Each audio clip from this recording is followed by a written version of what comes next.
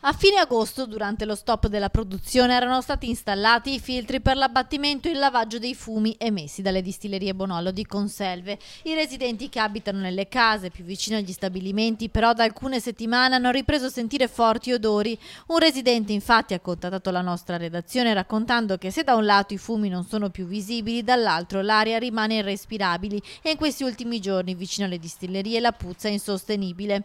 Del caso Bonollo si sta interessando per la provincia la consigliera provinciale con delega all'ambiente Elisa Venturini. Ora siamo nella fase in cui si sta facendo il monitoraggio sempre da parte di ARPAV per avere i dati tecnici per riscontrare il tipo di impatto che ha questo impianto volto all'abbattimento delle emissioni sul contesto circostante. Teniamo quindi sotto controllo la situazione, nel senso che acquisiamo i dati e nel contempo anche sentiamo i cittadini per capire poi il tipo di riscontro che c'è anche tra la popolazione.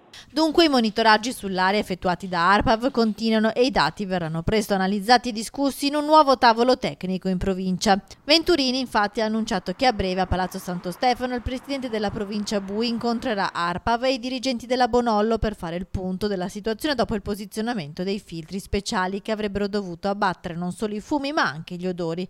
Elisa Venturini intanto invita i residenti di Conselve a segnalare eventuali problemi. E dopodiché tutti i dati, ripeto, vengono registrati perché saranno oggetto di valutazione anche per il tavolo tecnico, al fine di verificare come impostare quindi un'azione che tenga conto appunto del disagio e della situazione che avevano i cittadini e dell'attività anche dell'azienda.